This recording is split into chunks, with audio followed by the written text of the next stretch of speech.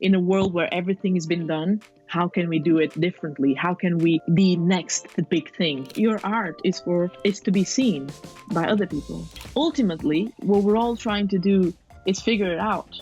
Ultimately, we struggle so much in today's world with being original and being like unique that people go through extreme lengths. Hello, fellow photographers. In this episode, I'm talking with Tatiana Hopper about film school, film photography, process of taking photos, and much more. Thank you so much for joining us on this episode. If you like this content and want to see more, consider subscribing and sharing with your friends. It really helps producing more videos like this one. And if you really want to get notified, use the bell icon. Also, feel free to take a screenshot and throw it out on your Instagram stories so other people might find it as well. In case you would like to listen to shorter episodes more frequently, there is a new podcast called Best of About Photography, and it is updated daily with highlights from the interviews. All the information can be also found in the description. Now, without any further ado, let's talk about photography. My guest today is a photographer, writer, and aspiring director, Tatiana Hopper. Thank you for joining me, Tatiana. Thank you for having me, and thank you for inviting me. How are you doing today? I'm good. Pretty early in the UK, but we are early risers. Yeah, so that's good. Both you and me. Yeah. One of the first videos I saw on your channel was film photography vlog. I believe it was from Egypt. But I guess you didn't start with film photography just then, right? When did you start with photography? I think it's funny, like when people ask me that, I can never pinpoint a moment in time. I think like it wasn't a thing where I one day picked up a camera and I was like, I'm 15 and I'm going to go for it. I think photography has always been in my life, with so much as with art in general. It was just like here and there. And I remember being really young and like going to the beach with my family, and like I remember my family, they had like this little yashika, sort of like, it wasn't a yashika, I mean it was kind of like a yashika T4, like visually speaking. I remember that vividly, and I remember playing around with it, and I've always been interested in photography, so it's something that I've always done, but I picked it up, and I picked it up and I dropped it off, and then when I was 15, 16, I started to have more of an interest. And of course, like around that time, digital was a big thing. And so I started with that. But then I was always interested in vintage stuff because I collect stuff, generally speaking. And like I just remember picking up all the cameras. I didn't even know what they were, but like, and I shot expired film, and it was like blurry, not good at all, but I had some fun. So I'd say photography has always been in my life in a way. So it's not something that I've picked up like that, I think. Okay, and so, yeah. Is that why you then later joined and studied the film school? Or because you have a bachelor degree, right? And you currently working on your master's, right? Yeah. Yeah. I think it's all connected in a way. I think I remember being really young and always like watching movies, like watching films. I remember being like 6, 7 and watching Charlie Chaplin with my granddad, and having those memories, and always been interested in filmmaking. I never thought of it as a career until like I was probably like 18 or something, because I was like, well, I'm finishing high school, what should I do? And I obviously didn't want to go for like a normal life, because I'm not I'm not very normal, I usually say that. So I wanted to do something different, and I decided, obviously, because I photographed in a way, and I think photography really helped me with filmmaking, even like when I had to work for film school and do my own films and stuff. It really helped me understand composition and like to prepare. And in a sense, like I remember, say, on my final project for film school, which was obviously a film, I use photography extensively to prepare for either shots that I want to make, to either like explore composition, to just like literally photography was more than just a tool. It was like literally like my best friend at that time, for me to understand things that I needed to understand about how to film a certain thing, how to why use this angle and not that angle? And I think that was really important. And so, because obviously I was around cameras before, I think filmmaking and photography for me just kind of like came together, and yeah, I decided to do it. And why film? Didn't you want to try to study photography itself? Yeah, I thought about it, but I think for me, film has always been number one in a sense that film combines all that I want to do. Say, I like to write, I love to write. I think writing is like a great way of expressing yourself, a great way of like, just embody your relationship with the world in a story, and also like put things that you really want to say. And that is obviously something that I love to do, combining with image, which is Okay. obviously really important. And I think that in a way, filmmaking embodies all the things that I want to do or that I already do. And so I guess it was for me something that I've always been very passionate about. I think something that I definitely want to do more of in the future. Because currently I am very busy currently. I wish I could drop everything and like, let's make a movie and then just go like somewhere else. And it's like, well, I don't care about life, but and just go and do it. But sometimes, we have to be responsible. So yeah, but it's definitely something that I'm preparing to do. I know that I've been saying this for a while, like on, my channel and everything, because people always want to, very kindly ask. And I think that's really cool. And yeah, but it's something that I'm definitely preparing for the next year, 2 years, because it does take a lot of like preparation, a lot of like, how am I going to juggle work with real life, with creating and stuff. I think that's really important as well. Okay. So yeah. And what do you do for work? Something creative, or is it something completely different? Something different. I think it's not. It could be creative. It was creative. I think right at the time there was now has been a sort of like restructured with the pandemic, and so hopefully in the near future we'll be more creative. It is a creative thing. I'm not hiding it or anything. I just kind of like think, I like to leave it out of like, it's not very important for me. I think it's more like a way of, paying your bills and doing the things that you want. And like, obviously, like I said before, like I can't really drop everything and just make my movies and stuff. Yeah. So until then, I think we all have to have like a daily job, and then we are superheroes whenever we're not doing anything else of a sort. So yeah, definitely. And have you ever thought about photography job? Like, because a lot of photographers do, for example, weddings or, portrait studio and stuff. Yeah. Like my family, they asked me like, oh, but you really like it. And like, I remember taking some photos of my aunt's wedding, but I just hated it. For me, it's just like the sort of like, it's a job. And for me, it's like, say, doing YouTube, doing photography, writing, etc. It doesn't feel like a job because I really love it. Whereas like with working especially for other people, for clients and stuff, I don't think I could handle that because it would really frustrate me. Like I've tried to do that before. This was like years ago, and I did like a couple of shootings with people and stuff. I just really didn't like it at all.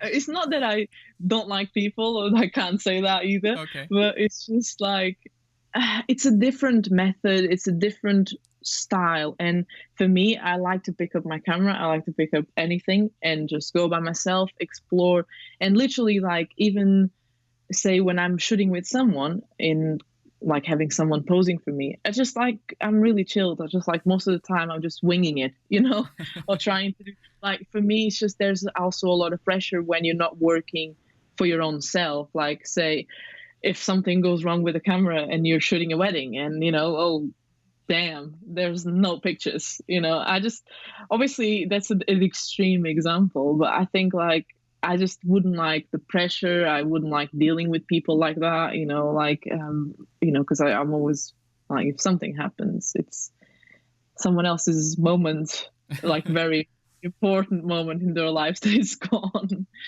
You also talked about that for finishing your master degree. You're Mm. working on a script. Would you like to share what is it about? Yeah, I can do that a little bit. So the script is about someone who is unable to see people's faces. Mm-hmm. Um, and I think this is a good example as to what I was talking before about combining, creating a story, right? Or creating a tale where you combine what something interesting, something visually interesting with what you want to say, not just about yourself, but about the world. So in this case, with this project, I want to talk about how we are becoming less and less of individuals and being more and more numbers and Okay. faceless in a way. Because if you think about it, I think um, for some reason I touched that on the video I did about Barbara Kruger, Mm-hmm. who's actually, I've got an artwork of her in here behind me. I just got it recently and I'm so proud. And I didn't want to show it off. It's actually always here. But I wanted to say, like, so I think it's like going through. I spoke in that video. I talked in that video about like how we are in a way fed dreams that are not ours and things that are not ours, things that we actually don't pursue or don't need to pursue.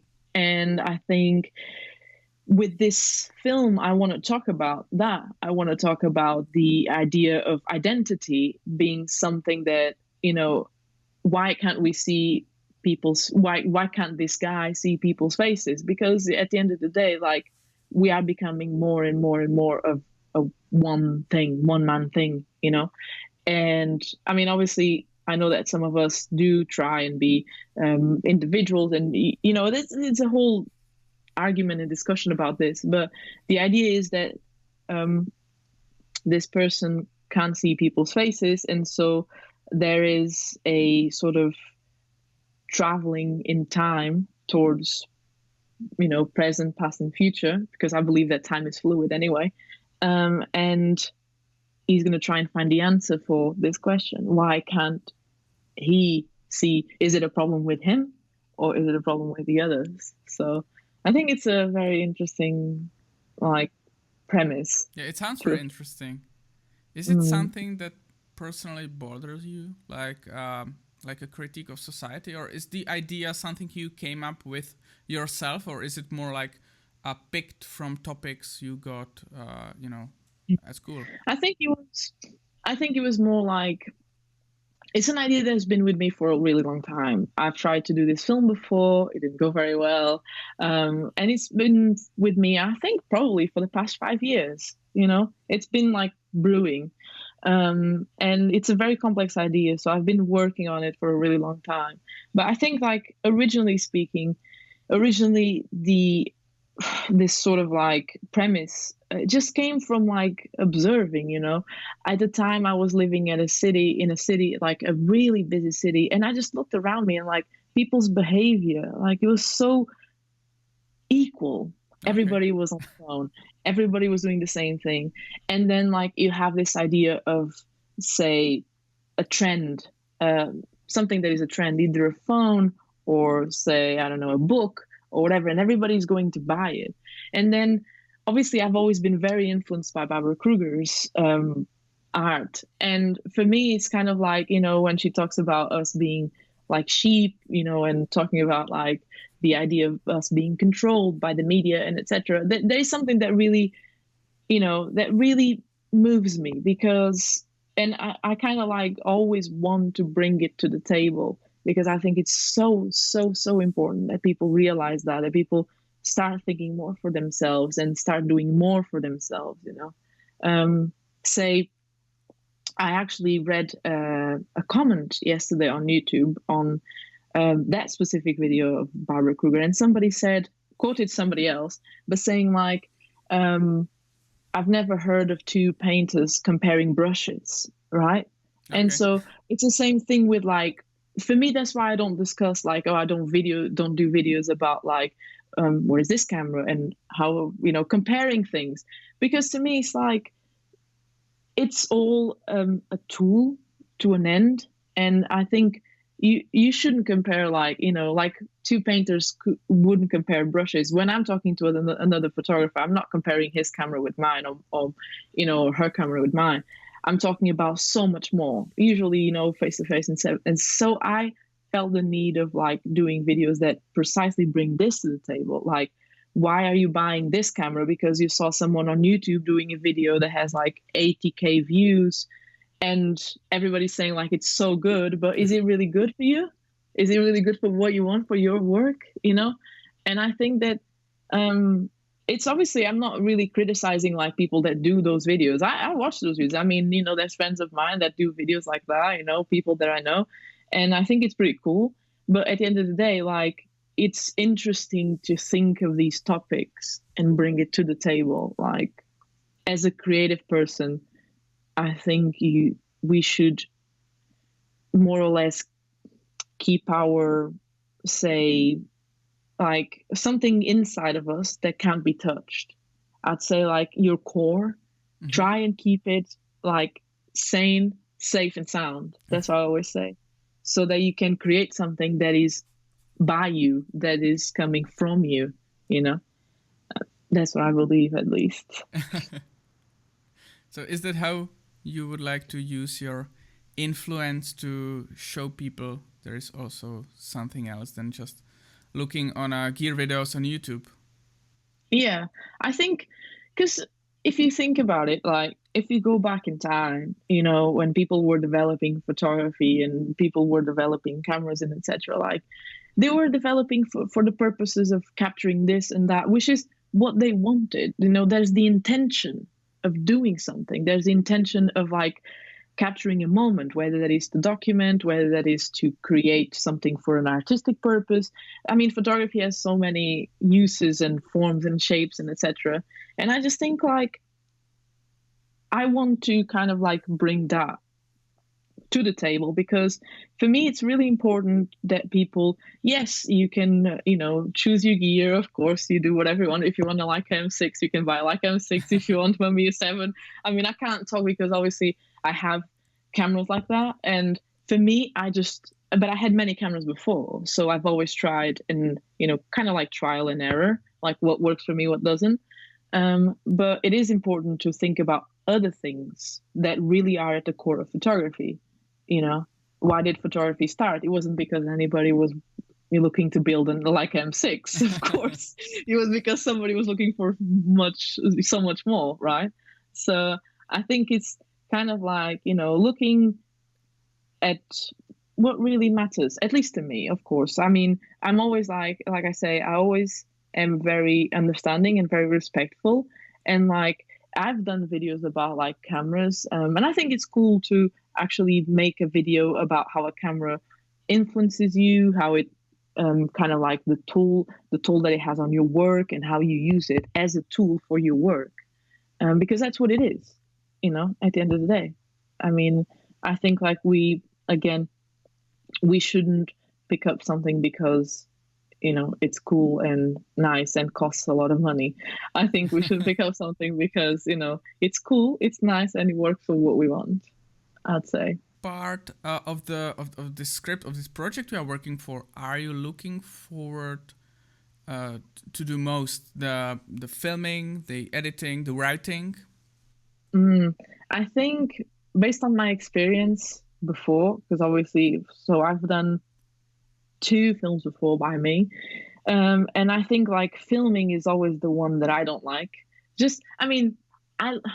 It's very complex, right?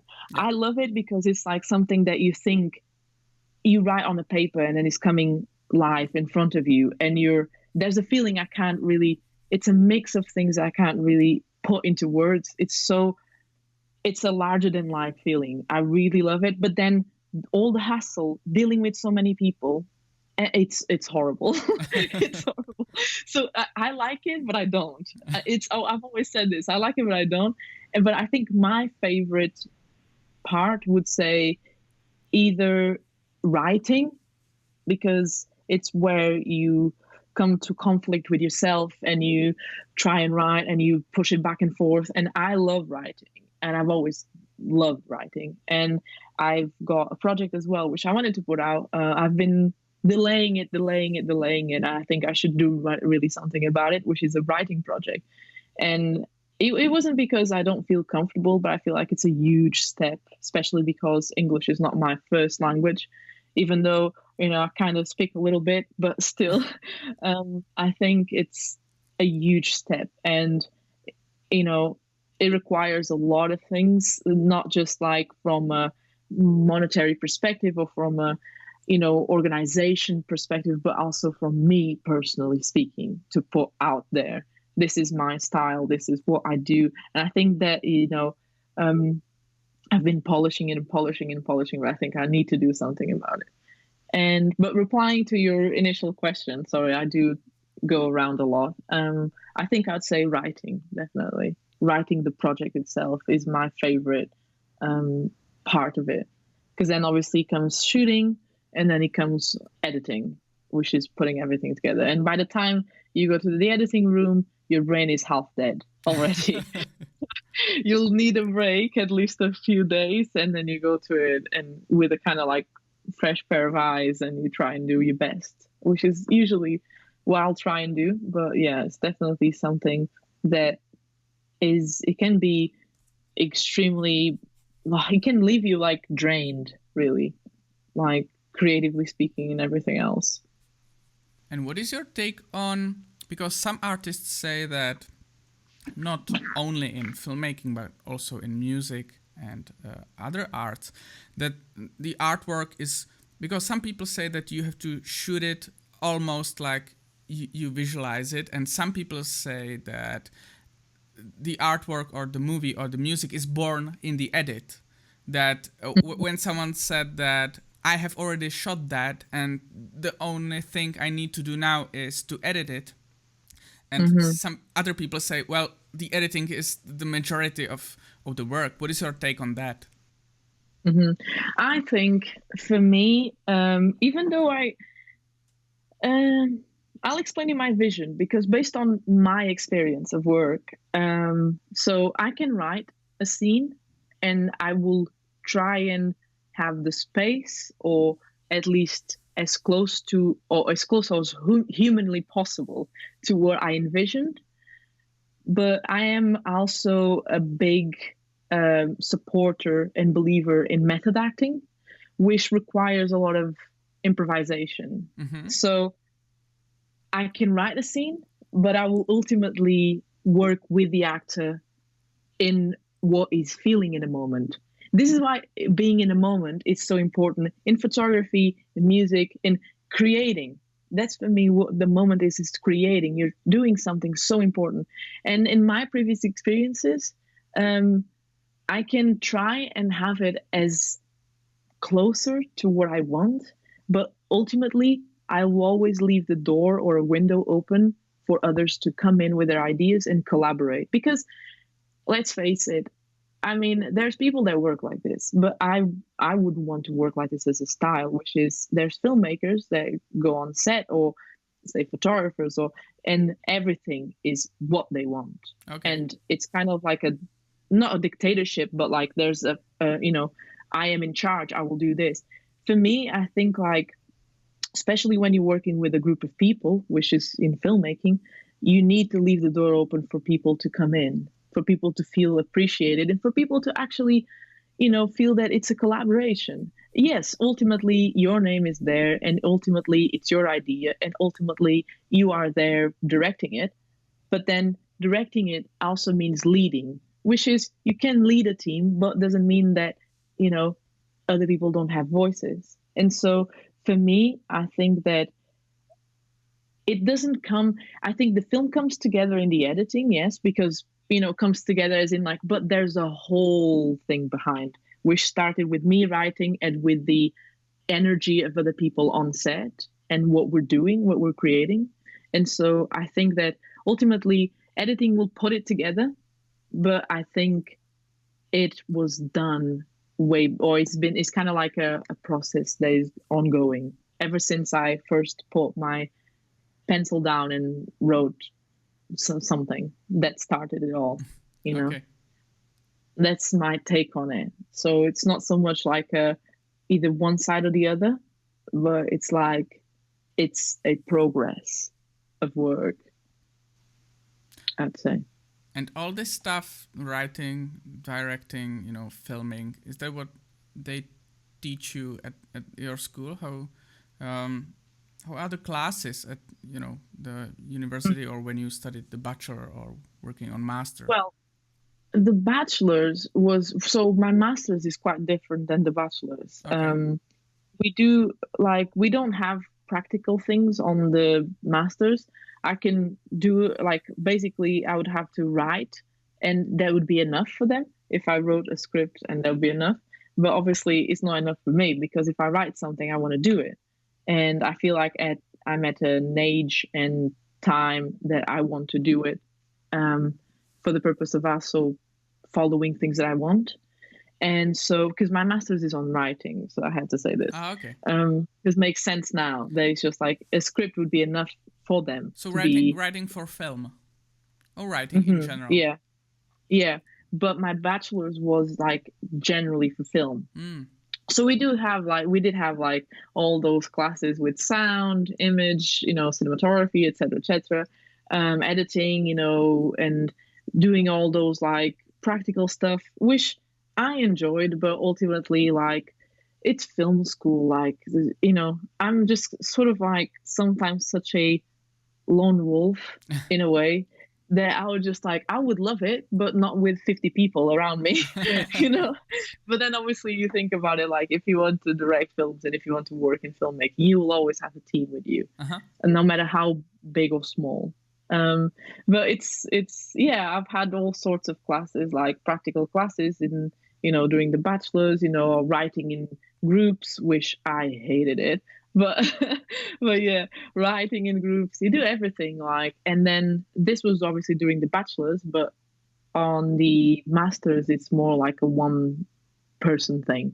So I'll have to write a script, I'll have to come up with it and like sort of, finish it and present it as a sort of also like thesis for what I want to say and what I want to talk about, and etc. etc.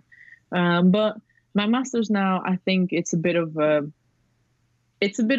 like, I would say, because I'm gonna put it on hold for a little bit to dedicate myself to other things in life, creative things, and I think it's a huge step that I'm doing. But I think ultimately is going to benefit me. Okay. So yeah, I think it's something that I've been like considering very, very, for some time now. But I'm going to do it because sometimes I think there's a time in life where you have so much on your plate that you need to pick up a battle or pick up a war and do it one at a time. And right now I have so much going on that I need to literally pick up, okay, I need to do this and then do that and then do that. Because if I do all of it together, I will end up struggling, and I will end up, say, for instance, like struggling with videos on YouTube or, with stuff. And I don't want to do that. I think, if anything, YouTube has been like quite a blessing. I really enjoy it and brought a lot of joy to me as I do what I want, really, which is the definition, which is the bio of my channel. I'm Tatiana and I do what I want, pretty much. Which hopefully doesn't make me sound like an asshole, but just make me sound like a bit of a crazy person. But yeah, and I think, so I'm going to put it on hold soon. I'll pick it up. But yeah, I'm going to be dedicating myself to more creative stuff, which is always cool. Okay. So yeah, yeah. I'm wondering, do you see an advantage when you create those YouTube videos, and also in your photography, advantage of studying the film school? Because there is this, on the internet, a lot of people says like, well, I'm a self-made photographer. I never studied. I taught myself everything, saying that it is their advantage not to be part of some kind of structure. And I was just wondering if you felt like with your photography, and if you get and how much knowledge you get from the film school, if you ever felt like, well, I'm really happy that this helps me, or if you ever felt like, well, I could have done that myself, I could have learned that myself. Hmm. I think that for me, it's a mixed feeling thing because definitely it was a guide as to learning about the history of certain aspects of film that led me to know some filmmakers that influenced me in my work. I think from a practical level of things, um, I'm not a very practical person. That's the first one. But from the practical level of things, it really has to depend on who are you and like what you really want. And because filmmaking is not, it's a complex world. Depends on what you want to do. You want to be a producer, you want to be an actor, you want to be a director, you want to be writing, directing, editing, etc. I think obviously if you go for something very technical, which is say sound, cinematography and stuff, I think to have not just not classes on its own, but like someone that can guide you, that knows what they're doing. I think it's as an introduction, and then you follow on your own. I think it's good. I think being a part of an institution, I particularly don't like it. I think it won't benefit you, but it definitely taught me things to do and what not to do. Say the biggest benefit I've had from film school of at all, I think it would say, especially doing my master's, because the school that I was at was a very, say, I wouldn't call it pretentious, but it taught you to think as an artist and to seek what you want for yourself as an artist. And that is the most fundamental thing that they taught me. Okay. And I think, because obviously for me, it's very important, the question of identity and what I want to make. And that was instigated in me by a couple of people and, there's teachers and stuff that I met in film school. But I would say, generally speaking, these days, especially with the way technology is, I think you can easily like go and make your own movies, but then you will lack the sort of like probably, how should I say, kind of like, not formulas, because there's no formula. I don't believe in that. But some of the luggage that film school gives you in terms of like, say, writing. Okay, you have a 3-act structure. How is that going to work? Rhythm, flow of the story, like character arc, all of those things. That, yes, you can learn by yourself, but I think it's sort of like it's different because for me, I know that personally, a couple of people that I've met in the years I spent in film school was really helpful in a sense that obviously they were older, so they gave me some advice and they told me to never stop and seek what I want and honestly be, just have an identity as an artist as an artist, and I think that's really important. But generally speaking, I'm not happy to be part of an institution, And then this is the thing. This is why I told you, like before when we were discussing about classes, I was always so unhappy, like when there were like so many people and like, oh, let's film this, let's do this, and I'm like, oh, I don't want to do that. So I was always like hanging by myself because one thing is like that way of when you feel you're part of a group and part of like an institution, and I just don't like that. For instance, with the masters, I signed up because obviously it would be a good opportunity for me to meet other people here and to establish connections and kind of like networking and etc. But obviously, because it's a more like an individual thing, it works better in a way than like, having to film with other people and stuff. So I think it really depends on what you want to do.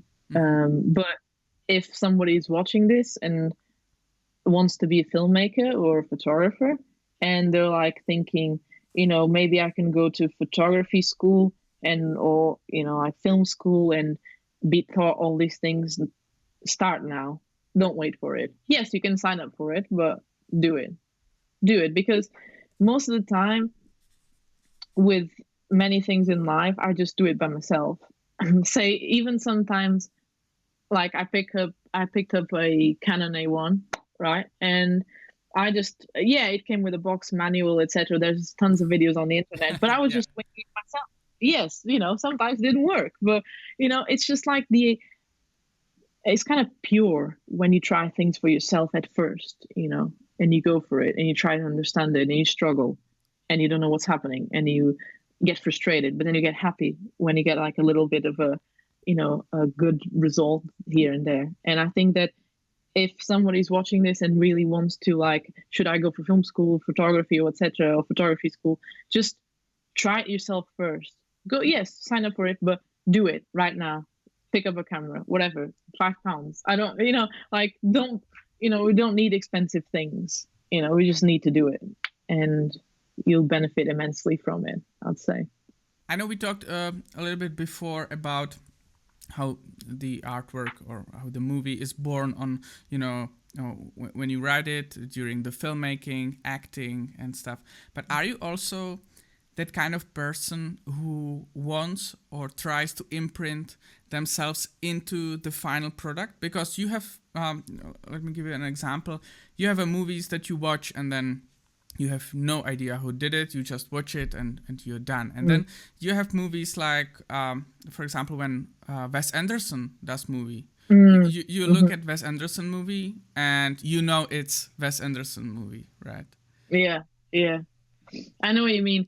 I think if I have characteristics of my style that will make my film or whatever I do sort of like, it's mine. It's not anybody else's. So it's unique. Yes, I do actually. I do. And when it comes to filmmaking, a lot, like, I do things that I think, or I'd like to think, that are kind of like characteristics of how I not only see the project, but how I see my style, as in like my way of expressing things. And so I might use, like I said, we talked about method acting, which is something like that not a lot of people, well, not everyone is into.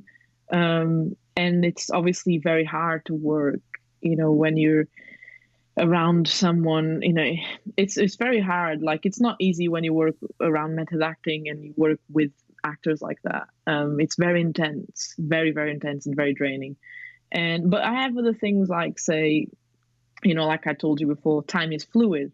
Mm-hmm. So for me, there's always going to be not a set definition of where and when, I think it's more important sometimes to think of, or to see the what, and to grasp the meaning of what we're seeing, than focusing on those details. Okay.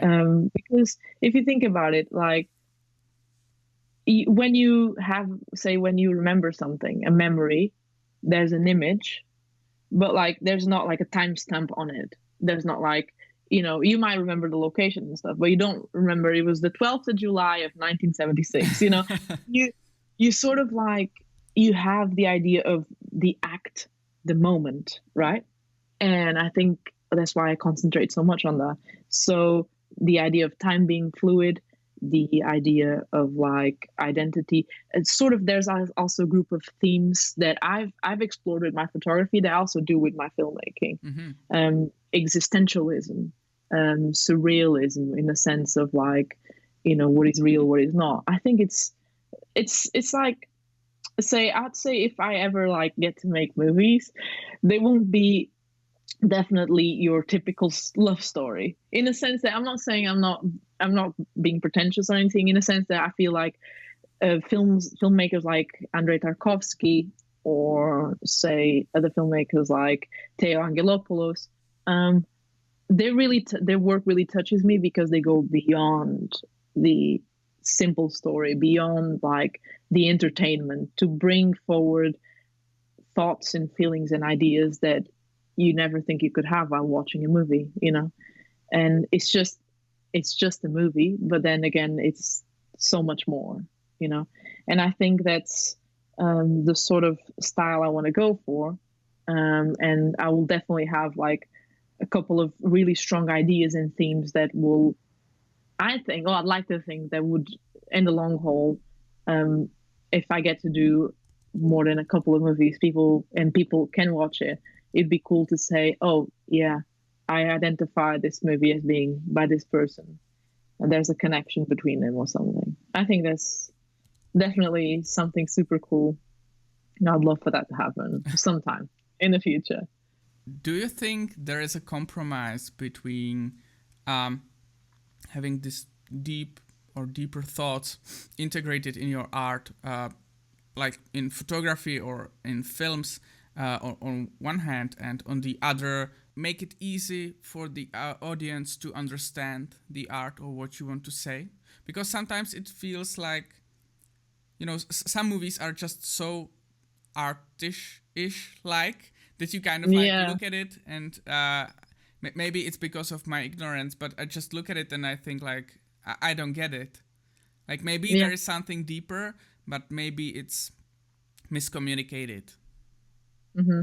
I think you're touching a really good question there, in a sense that, so I think there was a time in our world where we used to do deeper things and or build stories, filmmaking wise, or photography wise. I wouldn't say, because it still like happens, and I think filmmaking wise, this is more the point I'm probably going to try to make, which is people used to bring or used to build meaning, and in a very simple way. But I think because we struggle so much in today's world with being original and being like unique, that people go through extreme lengths of like whatever, and build up these really strange stories, or like really complex things that you could say in such an easy way, that obviously makes them unique and makes them, special, that the audience ends up not getting it because it's too complex. I could give you a couple of examples of films that I've watched and I was like, I don't understand. Like, I don't know what's going on.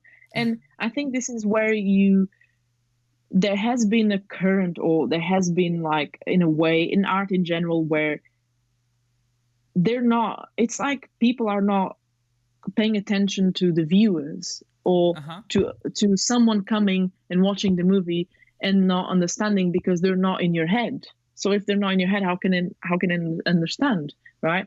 And I think it has been it's motivated, in my opinion, with the idea of like being original, and in a world where everything has been done, how can we do it differently? How can we like be like the next big thing, the next big thing? And I think it's like, and honestly, I mean, this is me. I mean, if I'm wrong, I'm wrong, and that's fine. But like, I think it must be what motivates people to go to do movies that are so like difficult. Mm-hmm. Because at the end of the day, we need to think, yes, you can be an artist, but then your art only survives, or your art is to be seen by other people and appreciated. And as an artist, I mean, you can isolate in the middle of a mountain in France or Switzerland, which is, I believe, where Jean-Luc Godard lives, and you can do your own art, and that is fine. But I think at the end of the day, like, what's the point if you're doing it for yourself or for just a couple of people? I mean, you can do it, that's fine. But like, don't you think it would be better to build stories where everyone it can be different levels of understanding, mm-hmm. but everyone will get a sense of the story, mm-hmm. right?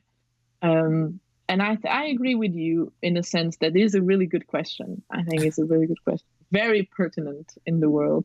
And I would love, or at least hope, that, when it comes a time where I do my projects, that I have the sanity and the clarity to realize, like, if I'm going too far. But usually what happens is I will do it, and then I will submit it to a couple of people and see what they see, if they can see what I see. And say with photography, for instance, like, My last video that I featured my photography was when I went on this little road trip with my cousin, Oh yeah. and I think like majority of people, how they read my photos, like they're like, oh, this reminds me of this. This was exactly what I was looking for, and I was really like not surprised, because I think it was quite easy as well. Like I don't think it was like, oh, I mean to say like this guy is about to, kill himself, and there's a picture of this guy on the beach with roses or whatever. No, that's not the point. The point was like, I think it was easy in the sense that what I was trying to compose with meaning, despite obviously not having any preparation at all. And people saw what I wanted them to see: surrealism, existentialism, dream about dreaming. And I think it's really cool. And I think, if you have the also always in your head that, yes, you are creating something that is by you, but you have to establish a connection with who is seeing. It's about like who sees, who's being seen, and in a sense of like photographer and subject, but also who sees them both, right? So, which is the viewer, or or the audience, if we might put it this way. And I think I'd like to think at least that I'll have always like the plug in my head. I'll switch it on. I was like, okay, if I have to watch this movie without knowing anything, will I be able to understand it? And yeah. So hopefully. Okay. Hopefully. You mentioned it already, but you wrote in your bio on your website that my work reflects on existentialism and identity, loss and loneliness.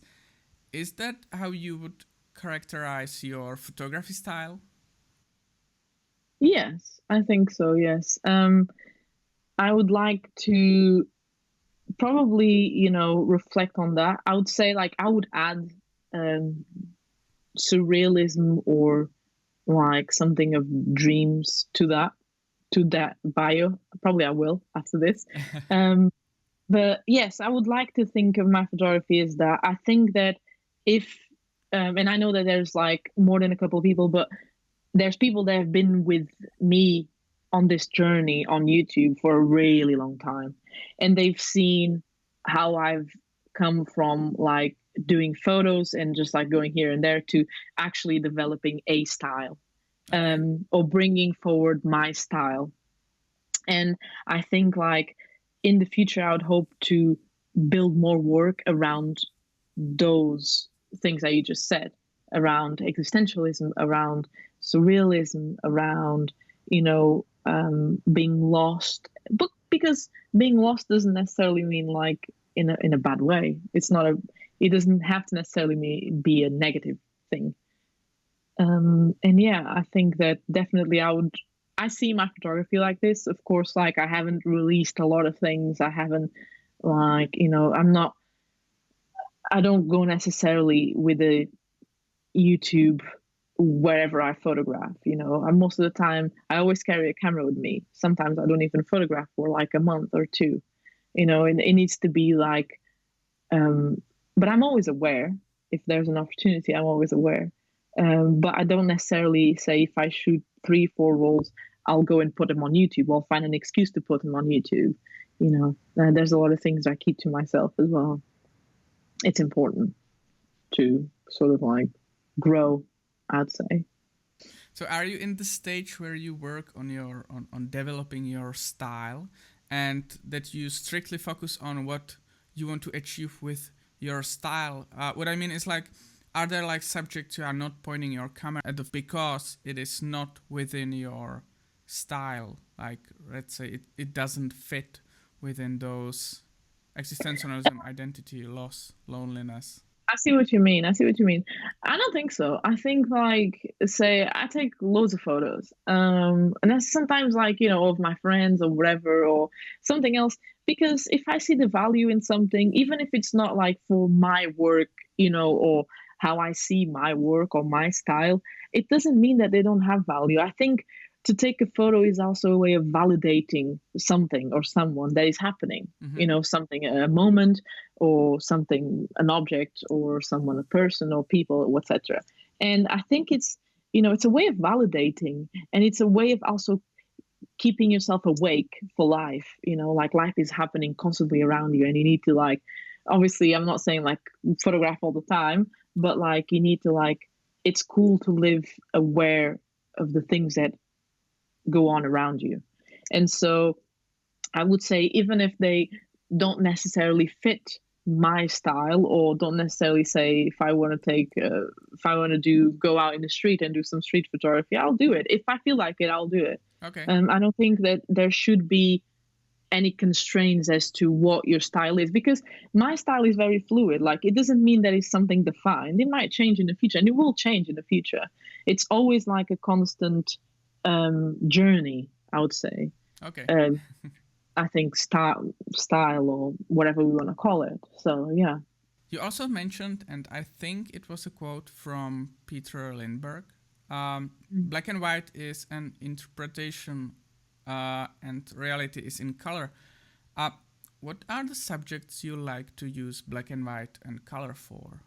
I think, I absolutely adore black and white. I've always loved it. I should with both, but I will always have a bit of a fondness for black and white, because I grew up with, obviously it's weird because I'm going to say I grew up with black and white pictures, and people are like, "Where are you from? 1920s?" But I grew up with black and white pictures. Like, I think my grandparents and my mom, they love black and white photos. And so they always instigated that on me. And, I used to even like, when I was a teenager and shooting with digital, I used to just like shoot black and white anyway, or just like put everything in black and white. But I would say, for me, I would agree a lot with that quote. Uh-huh. And especially if I'm trying to come up with a meaning or with something a bit more, I would use black and white. I love black and white. And I think black and white, it is an interpretation. It is sort of like gives the photo this dimension of almost like timelessness, and almost like it's in a limbo of anything. It's weird. Like, it's kind of like, yeah, it's in a limbo of like time and space, and there's this dimension of like not having the color that sort of like takes a bit from the moment, takes a bit from the reality of the moment, I would say, for me. But this is how I feel now. I might change in the future, but I would say I'm progressively using more and more black and white. And it's not necessarily because I don't like color. I do like color, and I would use color for specific things. Like, I don't know, right now I can't think of it, because it needs to be like, if I have a project and I feel like color would be more suitable for it, I will use color. Right now I'm more in a sense of like, even though I think on the last video, the last photos I've posted online or whatever, it was a mix of black and white and color. I think I'll definitely am more in this present time of my life connected to black and white. Ah, okay. You said it's more, I think you said it or you quoted someone, it's more philosophical, black and white. Yeah, I agree. I think, again, there's no right and wrong at the end of the day. There's only your opinion and what you think it's valid, and what you think it is valid or it isn't. But I think, like, at the moment, I feel like black and white is definitely something that transports you to another dimension. It's like there's space, time, and black and white brings in a third dimension in a way. That's why I was saying that it's like the image is left in a limbo, Yeah. between time, space, whatever, and I just feel like, it is really how I feel right now. But again, it might change in the future. But definitely there's this philosophical quality of black and white, to the black and white in this case. Talking about the effect of the artistic approach, you either use like black and white or color. There are also different formats, right? Different aspect ratios. Do you feel it has different effects on the photograph or on the subject you're trying to present? Because you use medium formats, right? Are there any Mm-hmm. advantages over like 3x2, in your opinion? I would say, from a printing perspective, I think if I think I might be shooting myself here, but um, I've been always interested in shooting with different cameras in different formats.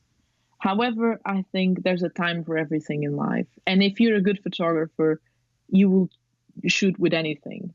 And you won't say, I will only shoot with this because it's better. If it's better for your work, then that's fine. But I don't think that people necessarily saying that large format is better, um, it makes it better, you know? I think, say, for a printing purpose, in my case, I chose medium format to introduce medium format to my work, even though I shoot a lot of 35 mil. And there's so many photographers, like, not necessarily just popular, but, that have careers and have like consolidated careers that shoot with anything. And I think that that's more of like your role as well, your job as a photographer, Uh-huh.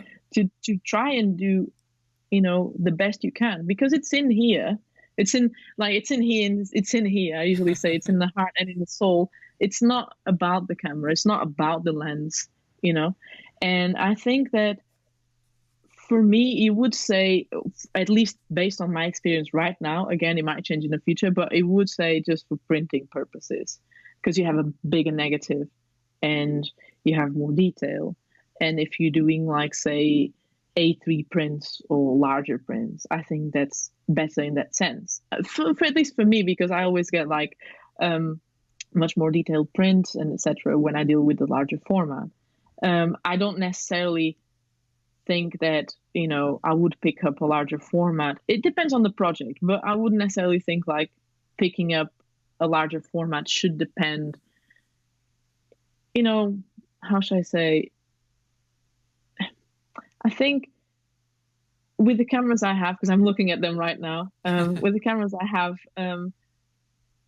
I feel comfortable shooting with any of them. If it is a project that requires something bigger because I need more detail, or I need something probably like shooting wise is slower paced, say large format, I'll probably do it. But like generally speaking, I think, it doesn't really like affect me on a sense of like ratios, and it's only for the printing for me. Okay.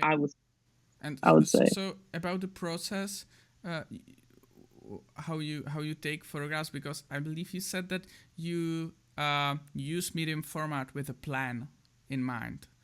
Yeah.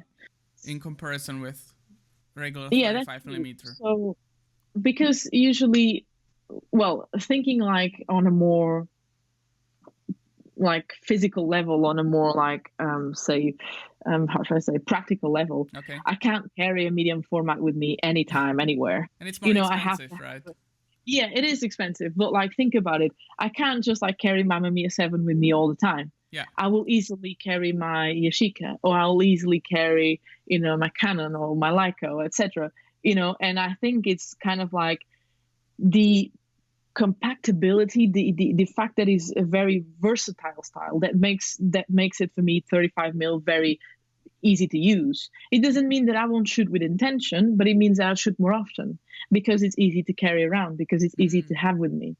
When I go out with my Mamiya, especially because I need to have a time off, I need to go like, okay, I'm going to have some time off. I'm going to go on a road trip, going to do this. And that camera is going to come with me. Okay. And sometimes it goes with me, but it doesn't necessarily mean that I shoot all the time. I might like take a photo and think, oh, this is a really nice landscape. I'd like more, I'd like to see what the comparison is. I think it's actually a good idea for a video, like comparing scans and stuff of like, same shots or places, but with a 35 and with a, medium format, and then just kind of like draw some conclusions about it. But I do tend to have more of a plan, because obviously, like you said as well, it's expensive as hell. So, it's expensive. It's, the hassle of carrying a camera around. and you have so much equipment, and you have like, it's just like, for me, it has to be more of a plan, as in like I need to know that I'm going to be out or on a road trip or doing something else. Yeah, I was watching your YouTube channel and it really makes me want to try film photography. And I loved your video with the Kodak Pro Image 100, which is actually a pretty cheap film stock. I felt like. Do you have favorite film stock, or do you try Um, different ones? I try different ones. I've got a lot in my fridge, but I am preparing for a couple of different, well, at least a project soon. Soon, I'd say next year, early next year. And so I've been picking up a lot of black and white. I've been deciding which one I'm going to use. I have currently, I've always loved Fomapan. It's so cheap, but it's so good. I'll always say to anybody, buy it because it's really good. I think Foma should start like sponsoring me by the amount of people I've converted to Fomapan. No, Fomapan is honestly one of my favorite films.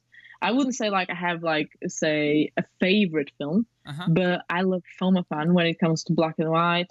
I also like Pancro a lot, which I've done a video on my channel, but really early days.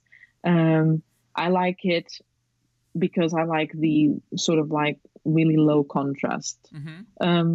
And I always use Ilford HP5, which is like a go-to. This is in the black and white. When it comes to color, I'm very particular. There's so many like film stocks I've tried, because with color, I've been diving very deep into expired color film.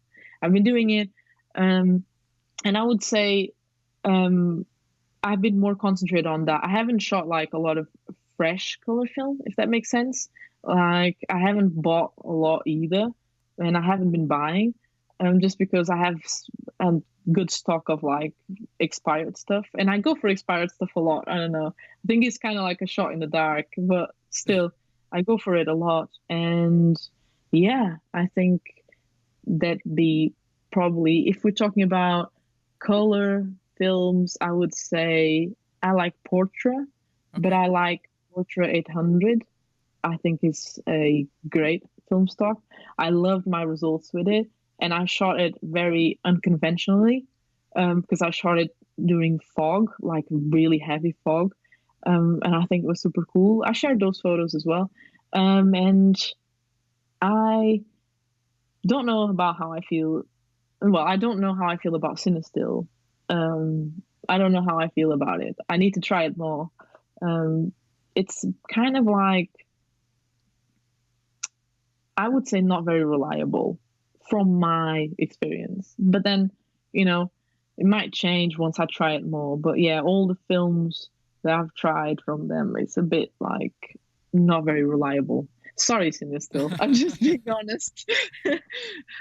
Yeah, but part of a shooting film is also developing and scanning. Do you do it yourself or do you send it to the lab? I do it myself, except if it's like heavily expired, and I'm always afraid of like dabbling with those things, because afraid in the sense of that it's not that I don't trust myself, but it's just like I would rather have someone who's more capable than me on that technical side to do it. So I would send it to the lab very rarely if that happens. But generally speaking, I'll develop all my film and I'll scan it myself.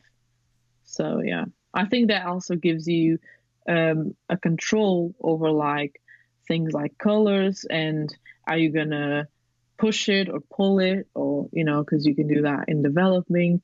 And I think it's cool, and I just like, it's part of the process. I like to do it. It's kind of like you're setting up your own lab of mixing, kind of like you're a Breaking Bad sort of like scenario where you have like all these chemicals laying about and you're just doing your own thing. I think it's cool, and I like to develop. I like it. Yeah. Yeah.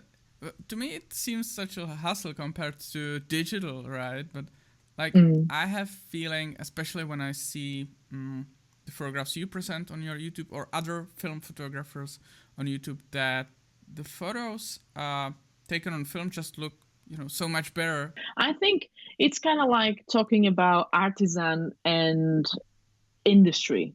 Say, when people talk about the costs of film photography and stuff, say if you want to buy a t-shirt, right?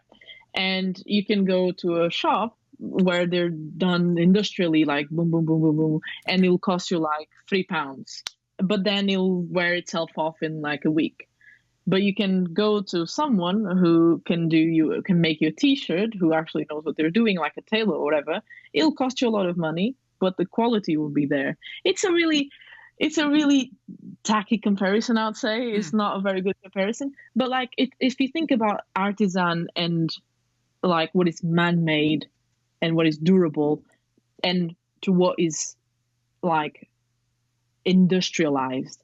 Say, for me, the problem I find with digital, and I will never say people like, oh, don't shoot digital, that's bullshit and whatever. No, I would never say that. Okay. Because for me, you should shoot what you want. And especially with the costs that are involved with film, if you can't afford it, it's absolutely fine. And you don't have to, Like, that's why my channel, I do film photography, but my channel is about photography.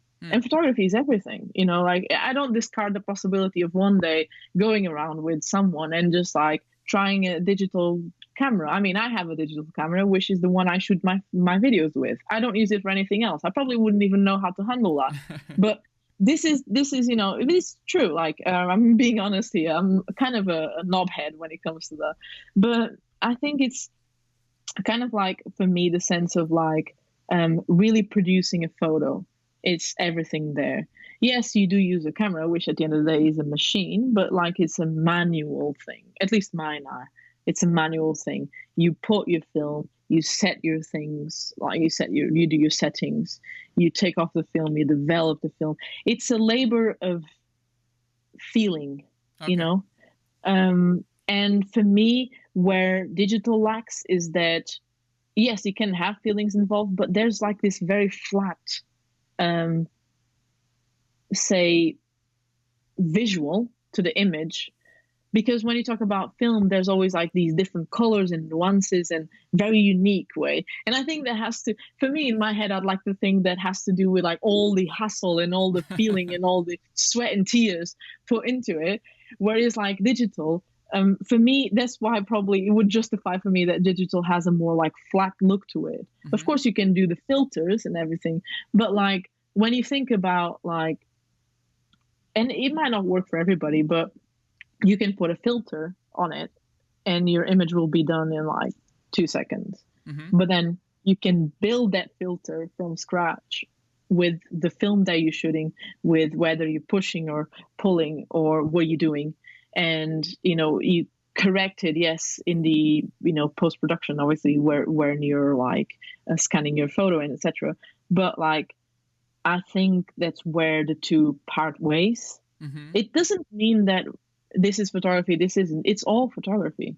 It just means that some of us choose to be stuck in time, if that makes sense, and want to still appreciate. Because for me, it's like also showing the appreciation of people that work so hard for so long in history to create what we have today.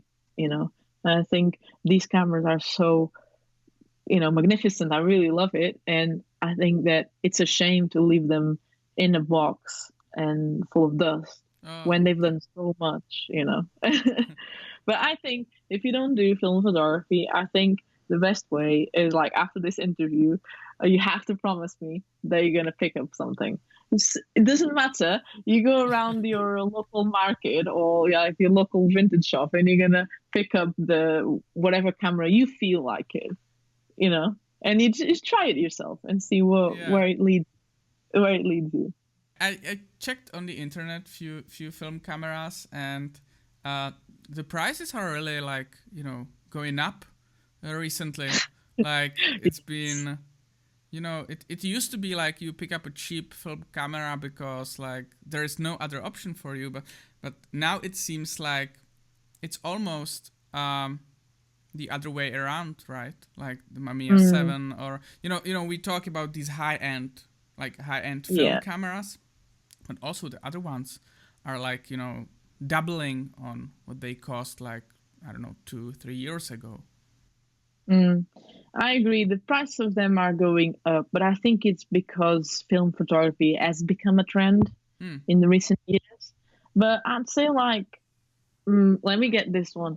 I'd say like this camera costed me £5, and I use it, and I love it, and I think it's like, yes, it looks quirky and weird, and like, obviously the camera is plastic, the lens is plastic, but it's just the satisfaction that comes from like trying things like this.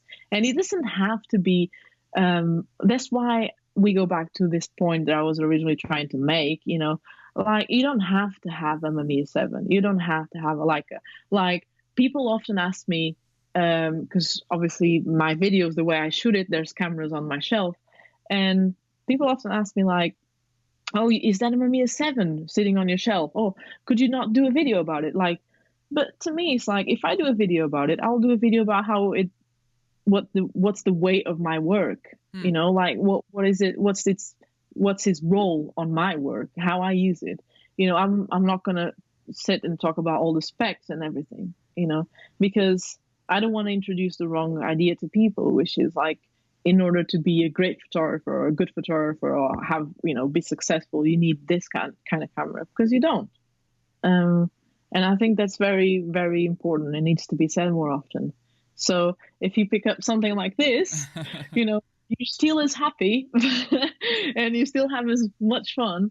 And you don't definitely need like a Mamiya 7, etc. I think, I'm not too sure, but I'd say probably like with the rise of the YouTube scene and film photography YouTube scene, and also like influencers and all of that, I think that might have played a role in the price of film cameras. Because say, I don't know how much it costs, like, to be fair, I don't know, like probably say people pay like $3,000 or $2,000 for a Leica M6 or more, depending on the state, the condition, if there's what's the kit.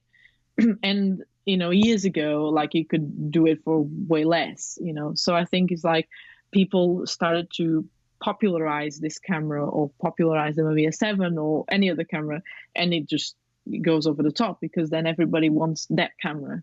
It's that mentality we were talking about of like becoming faceless in a way, you know what I mean? Yeah. Like we all follow the same wants without realizing that those ones are not our needs, if that makes sense.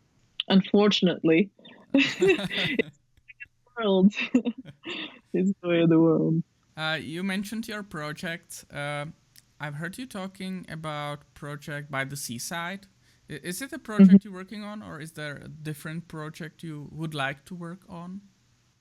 Yeah, so I initially thought I could do that, a project by the seaside, because I was born in a seaside town. I grew up near the seaside. But then that project actually became more. It started with the idea of like probably going and, thinking of like shooting either seaside towns or maybe like going back to my childhood and see why have I never felt at home whilst being at home, if that makes sense. Or why do I struggle so much with the idea of identity?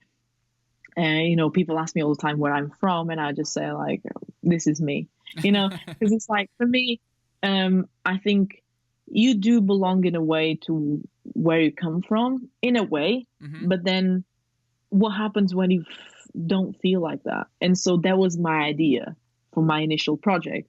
And so, because again, I was born in a seaside town, I thought it would be interesting to go around and do that. But then it didn't work for me, because I just felt like it needed to be more. It needed to be more of a like, as my life progressed to the UK, why don't I do the inverted route and see where that's going to lead me? Say probably like maybe go on a road trip and just like see where it's going to lead, which is the idea for now. But it has definitely developed from this microcosmos of having like, seaside towns to like something that I think is might be bigger.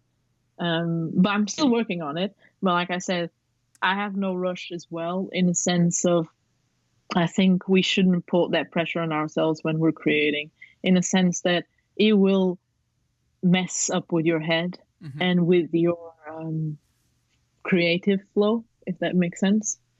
So, yeah, that project has definitely grown up a little bit. It is in a different stage now, but I'm still working on it. Yeah. Is it a project for a book? Because you said you would like So, to publish a book in the future, right? yeah. Yeah. Somebody once, it was, I think, on a video for a Q&A, and somebody asked me, like, in the next 5 years, how would you like to see yourself? Or you have projects, or you have like goals in mind? And one of my goals was definitely to do that. And I think in order to do that, it's not just about preparation, but I need to be sure about what I'm doing. If it's going to be the first thing, I just don't want to put like, oh, I've taken pictures this year and the last year, I'm going to find an excuse and put them together. Yeah, I could do a little bit of a journal. That's cool, but it's not, at the end of the day, it's going to be more like a little booklet. It's not like a book or like something that is, concrete, So definitely this project, I hope it could be a book. I hope it could be a book. Or prints, right? I saw you were selling prints on your website, but you're not doing that anymore, right? I'm gonna be doing it soon. I'm gonna be doing it soon. I've got a couple of things I'm working on coming, and I think I just opened this sort of like period of like a month where I did it. I also because I was hoping I could also help because I was donating a percentage of that to local charities and stuff.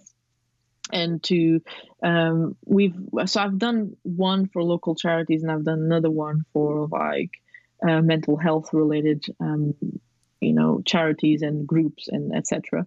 And it wasn't the sole reason why I did it, but was a great motivation, because I wanted to use photography to also show that we could, yes, help out, and we could, yes, have photography as many roles, as I said, and it can be important on that level. So I've done, I think, a run of prints, and obviously I did it for like a month, but I've discussed this before, and obviously I always tell people like I'm very open.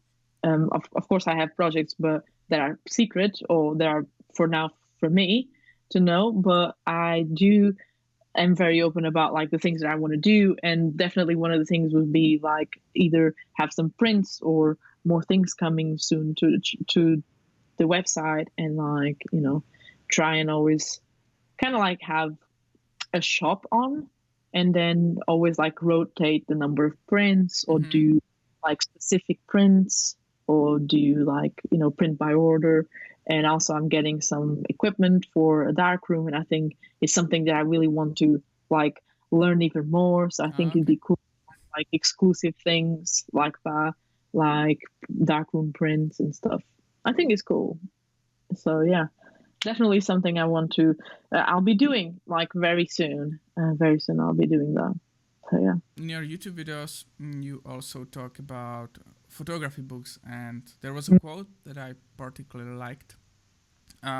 Silent learning that comes from observation. Is that how you learn from photography books? Yeah. Obviously you can learn in many ways, but there's a thing, and that's why I created that series, is because there's no better way of like going through a photo book or watching a movie just by yourself or whatever, and really paying attention and learn. You can learn so much, like, and you can ask yourself, oh, this person composed this way, and this photo comes after the next one, and so there's a connection between these photos. So you learn about aligning photos, you learn about the flow, the rhythm of a project. And I think that is definitely one of the best ways, and that's how I learn. Silent learning, the best sort of learning, that is, because yes, you do have questions. Yes, you will have, oh, why did this person do this, or why did he choose to frame it this way, or why this photo coming after that one. But then it's something that you do with yourself. You discuss it with yourself, and you just the fact of like just observing, taking time off whatever you're doing and observing. I think it's very, very important because we all live lives that are very busy, and we seldom or very rarely, all of us, sometimes we all need it, which is a little minute to just take a step back. And I think there's nothing more. One of the things that are most fulfilling for me is literally taking a step back from everything and just having a book and going through it. And I've done that very recently. I was actually preparing a new video yesterday, and so I was going through another book that the video is going to be about. I'm going to say it because there's no point. I don't know if you're familiar with the work of Nan Goldin. She's a really good photographer, and the next book I'm going to present is The Other Side, which is a book that compiles photos of her friends, and she became really good friends with. So it touches basically themes of being drag queen and transgender and etc. And it's just the photos are really amazing, really good. And I think that's an important book, and I've learned a lot with it. So yeah, definitely. So when you get that book in your hand, do you go through it on like the first time to kind of absorb what the artist meant to say, and then you go in like separate session to look for the sequencing, for the compositions, for the colors or something like that? Yeah, so I go through the book, I take my time. Sometimes it's like it can be fast or it can be like really slow. But I just generally try and absorb like what is this book telling me, and like what are these pictures about, and then I might write after that like my first impressions, if there was a specific photo that caught my eye, what did I feel, and then obviously I do a bit of research, and I go a second time and I look more closely at some compositions.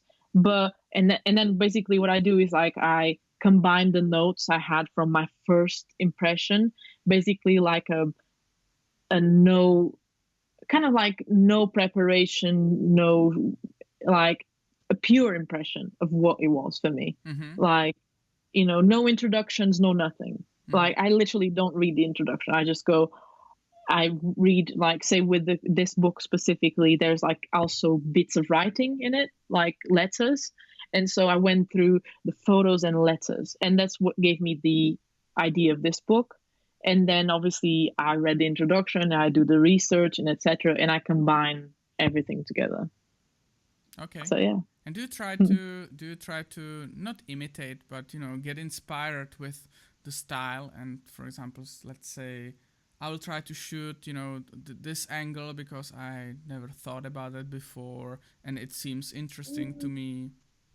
That actually never happened to me. It might happen, at some point in time, but I don't think it will. Because for me, I think, say, with the books that I've explored, I've only done like 3 episodes on that. But with the books that I've explored, it was more like lessons on, like, the sort of like formative level of photography. Like, yes, composition is nice, but like being in a moment, the public image, private image, identity, things that I've discussed with other books. And I think it's just like lessons that I transport to my work or my ethics as, as an artist. But I wouldn't necessarily say, because I saw this photo, I'm going to photograph the same way. Because most of the times, if not every single time, all the books are very different from what I want to do. But that's the beauty of it. It's the beauty of having an open mind to see value in everything and to learn with everything, a little bit here and there, I think that's very important. We talked about it a little bit before about, carrying your camera around, and there is also this like idea, or a lot of photographers say that you should always take a camera, so you always trying this. And we talked about that when we, for example, watching movies and try to analyze stuff, what this director did or this director did. Is there like a time for you to relax, to be like, I'm not caring about photography today, I'm not like feeling it, because at least for me, sometimes I feel a little bit overwhelmed and also a little bit like I should have taken camera and I'm not doing it. Am I really like a photographer? And there is a quote by Matt Stewart, which I really like. And he said that there is a difference. If you are a photographer, you should carry a camera. If you are not carrying a camera, you are just someone who saw something and then told someone about it.